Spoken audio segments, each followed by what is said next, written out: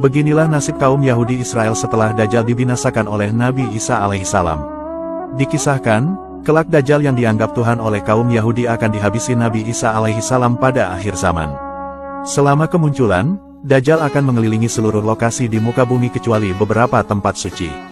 Dajjal disebut akan menawarkan kenikmatan kepada manusia yang kala itu tengah ditimpa kesulitan besar.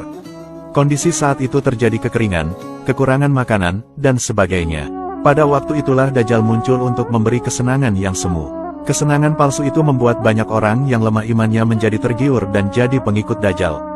Akibatnya, muncullah peperangan antara kaum muslim yang dipimpin oleh Imam Mahdi melawan Dajjal beserta pengikutnya. Namun, itu semua tak akan bertahan lama sebab Dajjal akan ditumpas habis oleh Nabi Isa alaihissalam. Nabi Muhammad pernah bersabda, dan pemimpin kalian yaitu Imam Mahdi adalah seorang yang soleh. Setelah imam sholat mereka datang untuk menunaikan sholat subuh bersama umat Islam, tiba-tiba Nabi Isa putra Maryam turun pada waktu subuh. Kemudian, sang imam sholat mundur perlahan untuk mempersilakan Nabi Isa alaihissalam menjadi imam sholat. Lalu, kedua tangan Nabi Isa memegang kedua bahu sang imam tadi sambil berkata, "Majulah dan sholatlah bersama mereka sebab mereka beri iqomah untukmu." Lalu, sang imam lantas sholat bersama mereka. Setelah sholat selesai, Nabi Isa berkata, "Bukalah pintu." Pintu pun lantas dibuka dan di balik pintu ada Dajjal bersama 70.000 orang Yahudi yang semuanya menghunus pedang. Ketika Dajjal melihat Nabi Isa, maka dia pun lantas meleleh sebagaimana melelehnya garam dalam air. Dajjal kemudian lari karena ketakutan, tetapi Nabi Isa berhasil menangkapnya ketika sampai di pintu sebelah timur.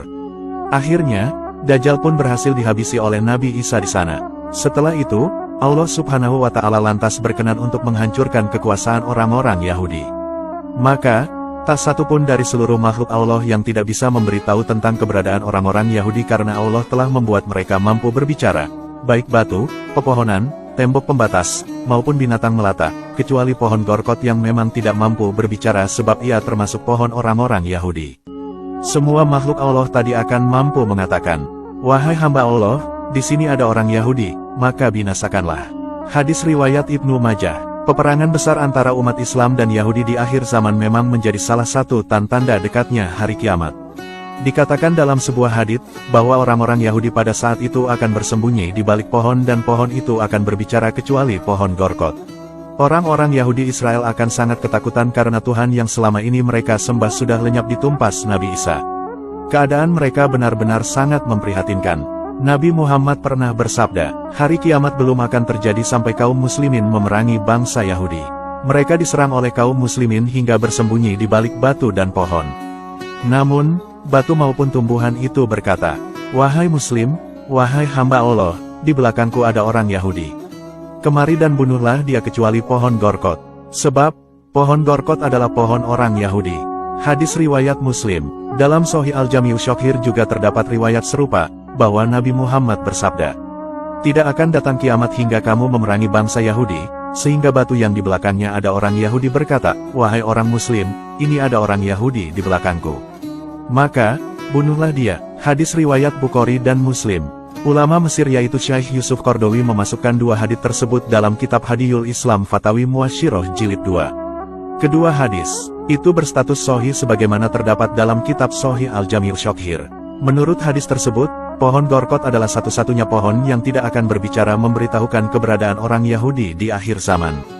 Penyebab pohon gorkot tidak akan menunjukkan tempat persembunyian orang Yahudi karena dia adalah pohonnya orang Yahudi.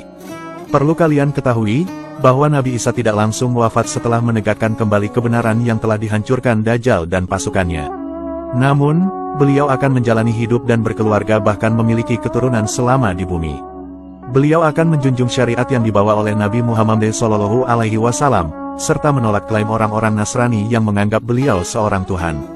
Nabi Isa diketahui akan menikahi perempuan penduduk Askolan dan melahirkan 2 orang anak. Kemudian, Nabi Isa juga berhaji ke Baitullah dan berziarah ke makam Nabi Muhammad SAW. Nantinya, Nabi Isa akan mengalami sakit dan wafat di kota suci Madinah. Setelah wafat, beliau kemudian dikubur di samping makam Nabi Muhammad. Mengenai tahun lamanya beliau hidup di bumi, Abu Daud atau Yalisi meriwayatkan hadis yang menjelaskan, bahwa Nabi Isa setelah turun ke bumi akan menjalani hidup selama 40 tahun.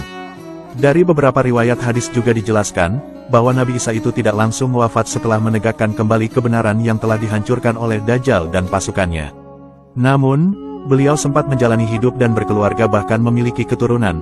Beliau berhasil menciptakan kehidupan manusia kembali normal, hidup damai dan sejahtera sampai bertahun-tahun. Setelah wafatnya Nabi Isa, kehidupan di bumi kemudian akan mulai rusak kembali dan kesyirikan terjadi di mana-mana. Orang-orang beriman lantas akan diwafatkan semua sehingga yang tersisa hanyalah orang-orang kafir saja. Setelah itu, Allah kemudian akan mendatangkan hari kiamat dan menghancurkan seluruh kehidupan di alam semesta.